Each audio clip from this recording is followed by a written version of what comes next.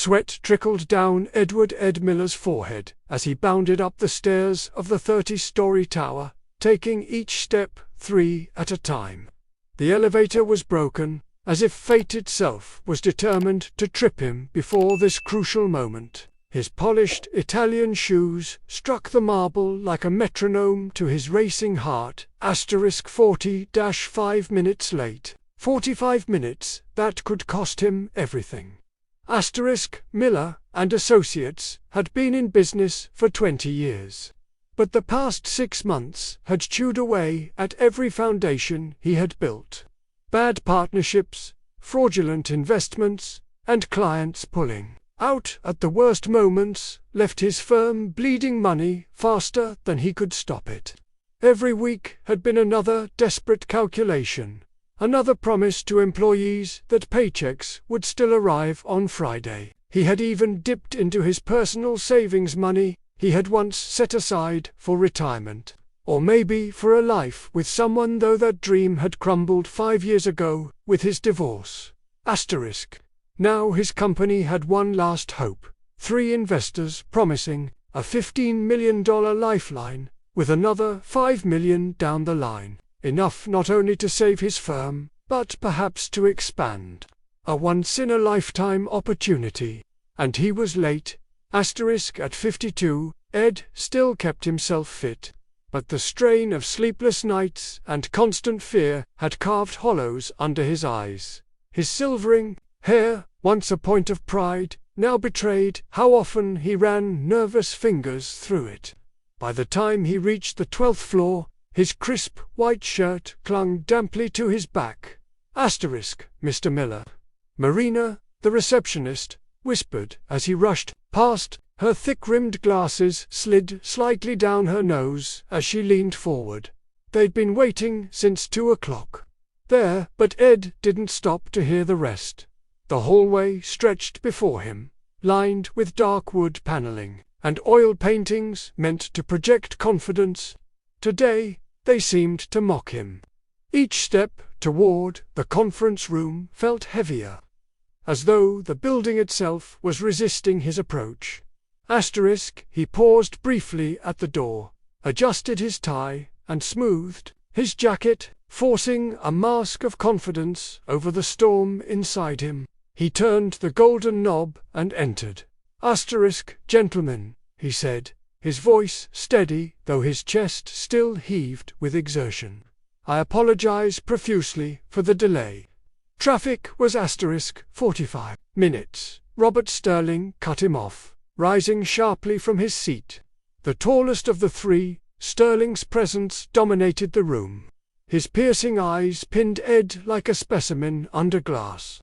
Anywhere else, Miller, that would be considered disrespectful. Ed swallowed, but he did not break eye contact. I assure you, Robert, it does not reflect my seriousness regarding this partnership. He slid into his usual place at the head of the mahogany table, trying to reclaim some measure of control. The contract lay open before him, pages spread, theatrically as if inviting his signature. Charles Dixon, heavy-set with a graying mustache, drummed impatient fingers on his briefcase. Time is money, Ed. All 3 of us cancelled important commitments to be here. I trust you're ready to finalize this. The 3rd man, Marcus Thorne, younger and sharper in manner, barely glanced up from the papers he flipped through. The conditions remain the same, as agreed, 15 million immediately. 5 more in 6 months, for 40% of the company. Ed nodded slowly. 40% was steep, but he had no leverage left. Still, something about Marcus's mechanical flipping, his nervous gestures, scratched at Ed's instincts. I need to review a few clauses before signing, Ed said. Review. Robert's eyebrows shot upward. We sent the draft 2 weeks ago. You've had ample time. The pressure in the room grew like a storm cloud. Their eyes bore into him with unnatural intensity, predatory, waiting for him to falter. Charles leaned forward, If you're not prepared to close today, maybe we should look elsewhere. Companies in your sector are in demand. Asterisk, the veiled threat made Ed's stomach clench. Other investors had already shut their doors to him. His reputation was hanging by threads, creditors circling like vultures. This was his last chance, or so he thought. Asterisk, he reached for the Mont Blanc pen in his jacket. The one he had gifted himself decades ago after his first big deal. The cool weight in his hand felt almost ceremonial, like lowering the curtain on his career. Very well, he said, lifting the pen toward the dotted line. The three men exchanged quick glances. Satisfaction flickered across their faces. Asterisk, just 2 centimeters from ink meeting paper. The door creaked open. Asterisk, Ed looked up, expecting Marina with a message. Instead, a small girl entered, carrying a silver tray with a steaming cup of coffee.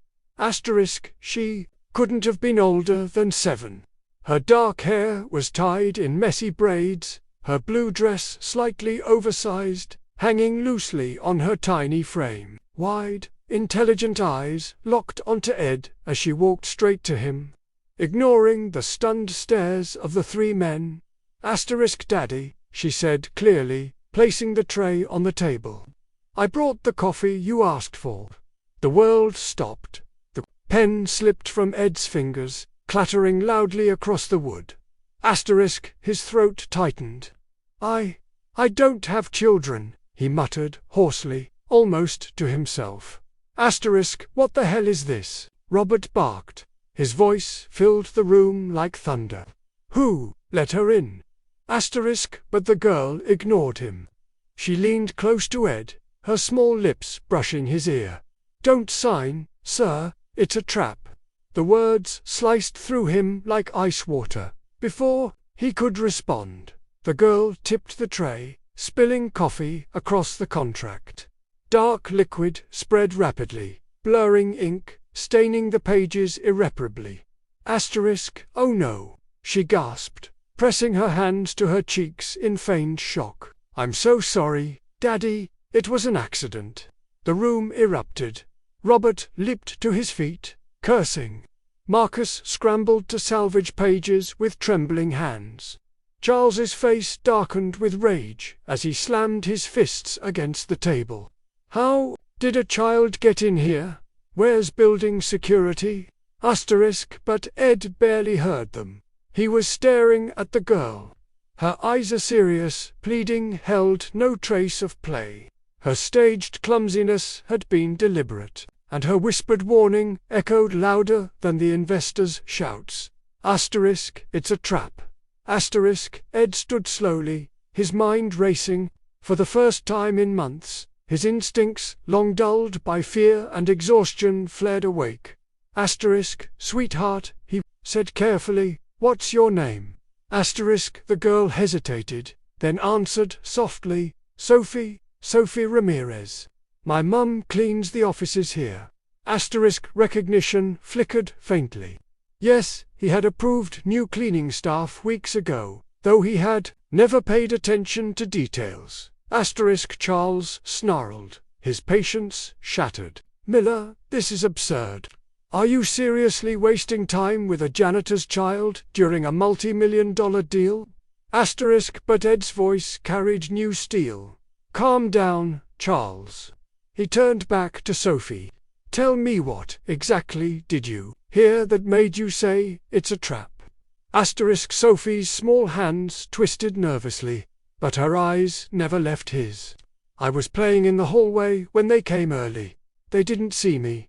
They said you were about to sign your own ruin, that after today you'd never control your company again.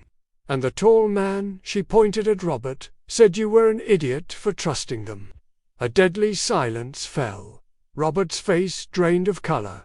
That's ridiculous. Are you really going to take the word of a child over seasoned investors? Asterisk, Ed's gut twisted. But the conviction in Sophie's tone was unmistakable, and her story lined up too neatly with the unease he'd felt since stepping into the room. Asterisk, he bent down to her level, speaking gently. Sophie, would you recognize their voices if you heard them again? Asterisk, yes, she said without hesitation. Her small finger rose, unwavering, to point at Robert. It was him who said it. Asterisk, Robert lurched forward, voice cracking. Absurd. A fabrication. Asterisk, Ed straightened, his eyes sharp. Never what, Robert? Never said it, or never thought it. The words cut through the tension like a blade. Charles tried to interject, smoothing his tone. Ed, let's be rational. Perhaps we reschedule. Asterisk, no, Ed said firmly, his authority returning. He pulled the stained contract closer, peeling apart pages still wet with coffee. If you are legitimate investors, you won't mind me reviewing this more carefully. After all, it's my company. And for the first time, he began to really read. His eyes widened as he uncovered clause after clause, buried beneath legal jargon. Then one particular line on page 3 froze him. Asterisk, a provision. If dividend payments were delayed more than 30 days, majority control would automatically transfer to the investors. Asterisk, Ed's heart stopped. With his company's fragile cash flow, that clause was a loaded gun pointed at his head. Within weeks, they would own everything. This wasn't salvation, it was a hostile takeover disguised as help. Asterisk, he set the contract down slowly. His voice was dangerously calm. Interesting. A clause transferring control. Funny, I don't recall us discussing this. Asterisk, Marcus leaned over, voice faltering. Standard protection, Ed, nothing unusual. Asterisk, standard protection. Ed's tone sharpened. For who? Certainly not for me. With my situation, this guarantees you seize my company. Asterisk, the three men shifted uncomfortably. Their composure cracked like glass. Asterisk, and for the first time in years, Edward Miller felt the fire of his old instincts ignite again. The conference room air had turned heavy, as if the ventilation had shut off. The coffee-soaked contract lay between them, pages warped and stained like evidence of a crime. The three men shifted restlessly, while Sophie stood close to Ed, her small frame straight with courage that belied her age. Asterisk, Ed's voice was calm, but beneath it ran the steel of a man who had clawed his way up from nothing before, and who would not go down without a fight. Asterisk, tell me, gentlemen, he said evenly, how exactly did you come by the details of my financial situation? Some of what you mentioned earlier isn't public.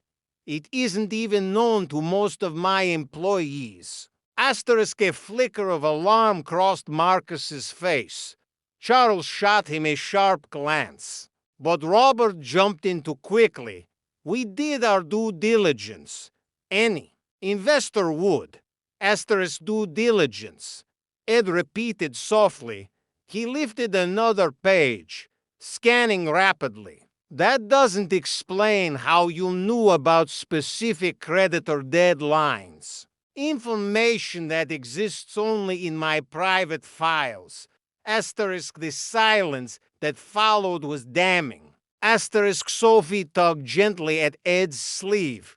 Her voice, small but steady, carried. In the tense room, I heard them say something about hacking, about how they had all your numbers. Asterisk, Marcus slammed his hand on the table. Enough. This is absurd. We don't have to sit here accused by a janitor's brat. Asterisk, the insult made Ed's jaw clench. He looked down at Sophie, who met his gaze without flinching. He saw no childish confusion there, only determination. Asterisk, you're not leaving. Ed said coldly to Marcus, not until we finish. Asterisk, Robert leaned forward, trying to reclaim control. Ed, think carefully, you're drowning. Without us, You won't last 3 months with us. You'll be rich again. This girl is a distraction and inconvenience. Don't let paranoia cost you everything. Asterisk, but Ed's instincts screamed louder than their words. For months, he had ignored the gnawing doubt in his gut, the warning signs of shady partners. Sophie's interruption had snapped him awake. Asterisk, he flipped deeper into the contract. Another clause caught his eye, one buried under paragraphs of legalese. His stomach dropped.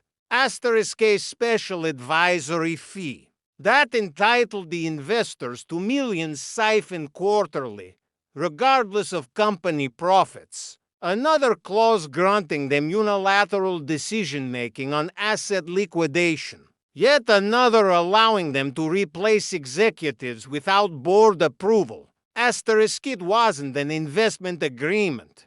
It was a roadmap to dismantling Miller and Associates piece by piece. Asterisk, Ed pushed the document away, his decision crystallizing like ice.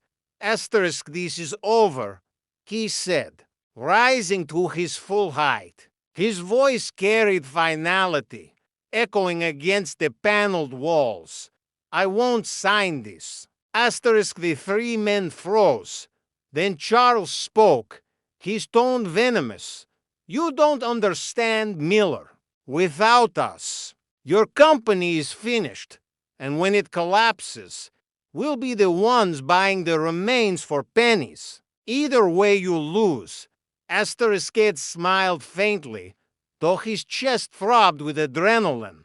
Perhaps, but at least I won't hand you the knife to stab me with. Asterisk, Marcus's composure cracked completely. His face twisted. You're making a mistake you won't recover from. Asterisk, Ed placed a steady hand on Sophie's shoulder. I've made plenty of mistakes. Trusting men like you has been the biggest, but not today. Asterisk, for the first time, Sophie smiled just a little. Asterisk, the fallout. Asterisk, the meeting collapsed into chaos. Robert barked into his phone, demanding his lawyer send a fresh contract. Charles stormed toward the door, muttering curses. Marcus lingered just long enough to glare daggers at Ed before following the others out. Asterisk, when the door slammed shut, silence returned, broken only by the faint hum of the air conditioning. Asterisk, Ed exhaled heavily, the weight of what had almost happened crashing over him. He might have just saved his company, no, his very life's work, because of a 7-year-old girl. Asterisk, he knelt to face her. Sophie, you saved me today. How did you know to warn me? Asterisk, the girl's eyes softened. I didn't know if you'd believe me, but I heard them laughing in the hallway before you came. They said once you signed, you'd be finished. I couldn't let them trick you. Asterisk, her words pierced deeper than she could understand. A child he had never met cared more about his fate than many adults he had trusted for years. Asterisk, Ed swallowed hard. Where's your mother? Asterisk, she's cleaning the offices downstairs, Sophie said quietly. She doesn't know I came up here. Please don't get her in trouble. Asterisk, Ed felt something shift inside him. All his life, he had measured success in contracts, numbers, expansions. Yet in this moment, staring into Sophie's earnest eyes, he realized how empty that success had been without someone to protect, someone to believe in him. Asterisk, you have my word, he said softly. Your mother won't get in trouble. In fact, she'll get a raise. Asterisk, Sophie blinked, surprised. Then she grinned, a simple, genuine grin that lit up the dim boardroom more than the chandelier overhead. Asterisk, the turning point. Asterisk, that evening, after Sophie was reunited with her mother. Ed locked himself in his office. The ruined contract lay on his desk, the coffee stains spreading like scars. He poured himself a glass of scotch, but didn't drink it. Instead, he pulled out the files he had been avoiding: financial reports, creditor letters, employee payrolls. He read every line, every figure. No shortcuts this time. Sophie's words still rang in his head. Don't sign. Sir, it's a trap. For months. He had been drifting, waiting for someone to save him. But tonight he understood. No one was coming. Not investors. Not shady partners. Only him, and maybe a little girl who had reminded him of courage. By dawn, a new plan was forming. He would cut costs strategically, sell off non-core assets, and approach smaller, trustworthy investors even if the process took longer. He would rebuild trust with his employees, show them transparency rather than false hope. It wouldn't be easy. It might not even work. But it would be honest. For the first time in a long time, Edward Miller felt alive. 2 weeks later, the newspapers ran a headline that made Ed smirk over his morning coffee. Investment trio under investigation for fraudulent takeovers. It turned out Sophie had been right in ways even she couldn't have known. Other companies had stepped forward, telling stories eerily similar to what Ed had nearly signed into. Federal investigators were now circling Robert Sterling, Charles Dixon, and Marcus Thorne. Ed's company was still fragile, still weeks away from collapse if new capital didn't arrive. But now, at least, he had clarity. He would rather go down fighting honestly than be gutted alive by predators. And to his surprise, word of his refusal spread, quietly, almost invisibly. It began restoring his reputation. A small but solid investor group reached out, intrigued by his resilience. Meetings were scheduled. Possibilities emerged. An unexpected bond late one Friday. As employees left for the weekend, Ed lingered in his office. A knock came at the door. Coming. He called. Sophie peeked inside, holding a drawing. Her mother, still in uniform, smiled apologetically behind her. She insisted on bringing this to you, the woman said.